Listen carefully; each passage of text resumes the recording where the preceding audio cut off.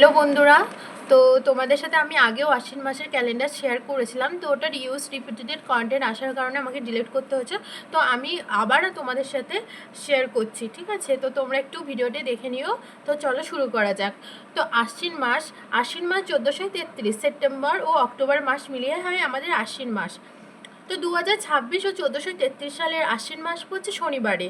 পয়লা আশ্বিন পড়ছে শনিবার, 19শে সেপ্টেম্বরে পড়ছে আশ্বিন মাস। তো 20 সেপ্টেম্বর পড়ছে দোসরা আশ্বিন, 21শে সেপ্টেম্বর পড়ছে তেসরা আশ্বিন, 22শে সেপ্টেম্বর পড়ছে চৌঠা আশ্বিন, 23শে সেপ্টেম্বর পড়ছে পাঁচই আশ্বিন, 24শে সেপ্টেম্বর পড়ছে ছয়ই আশ্বিন, 25শে সেপ্টেম্বর পড়ছে সাতই আশ্বিন, 26শে সেপ্টেম্বর পড়ছে আটই আশ্বিন, 27শে সেপ্টেম্বর পড়ছে নয়ই আশ্বিন, 28শে সেপ্টেম্বর পড়ছে দশই আশ্বিন, 29শে সেপ্টেম্বর পড়ছে 11ই আশ্বিন, 30শে সেপ্টেম্বর পড়ছে 12ই আশ্বিন, পয়লা অক্টোবর পড়ে যাচ্ছে 13ই আশ্বিন। তো পয়লা অক্টোবর পড়ছে বৃহস্পতিবার। তো দোসরা অক্টোবর পড়ছে 14ই আশ্বিন, তেসরা অক্টোবর পড়ছে 15ই আশ্বিন, চৌঠা অক্টোবর পড়ছে 16ই আশ্বিন, 5ই অক্টোবর পড়ছে 17ই আশ্বিন, 6ই অক্টোবর পড়ছে 18ই আশ্বিন, 7ই অক্টোবর পড়ছে 19শে আশ্বিন, 8ই অক্টোবর পড়ছে 20ই আশ্বিন, 9ই অক্টোবর পড়ছে 21শে আশ্বিন, 10ই অক্টোবর পড়ছে 22শে আশ্বিন, 11ই অক্টোবর পড়ছে 23শে আশ্বিন, 12ই অক্টোবর পড়ছে 24শে আশ্বিন, 13ই অক্টোবর পড়ছে 25শে আশ্বিন, 14ই অক্টোবর পড়ছে 26শে আশ্বিন, আর 16ই অক্টোবর পড়ছে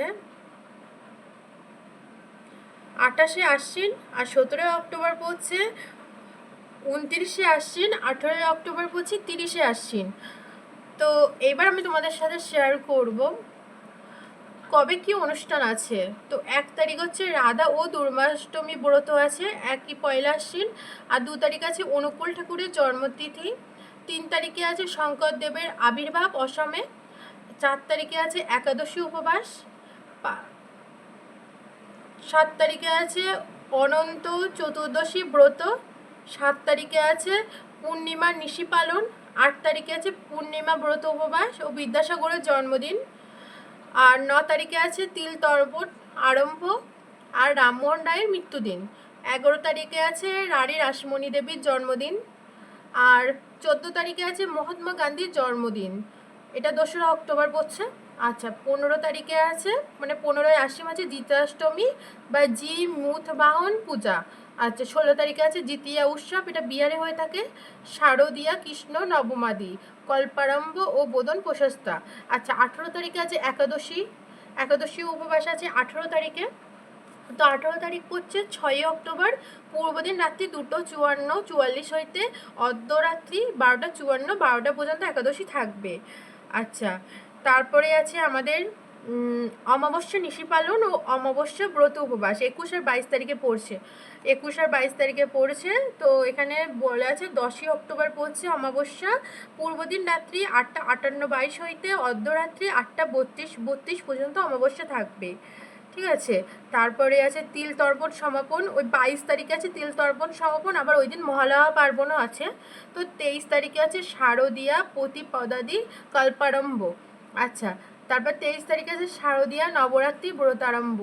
28 তারিখে আছে দুর্গা ষষ্ঠী বা সায়ংকালী দেবীর বোধন বা অধিবাস। আচ্ছা, 29 তারিখে আছে দুর্গা পূজা মহাসপ্তমী। 30 তারিখেই আছে মহাসপ্তমীর অধিক পূজা বা আকাশে দীপদান আরম্ভ। তো এই ছিল আশ্বিন মাসের ক্যালেন্ডার। এই ক্যালেন্ডারে শুধুমাত্র এই অনুষ্ঠানগুলো না, এছাড়া তোমাদের অতি বিবাহ, সাধভক্ষণ, অন্নপ্রাশন, গর্ভধাম, পঞ্চামৃত, দীক্ষা, নামকরণ, গ্রহ পূজা, শান্তি সস্তায়ন, নবান্ন, ক্রয় বাণিজ্য, ধান্যরোপণ আছে।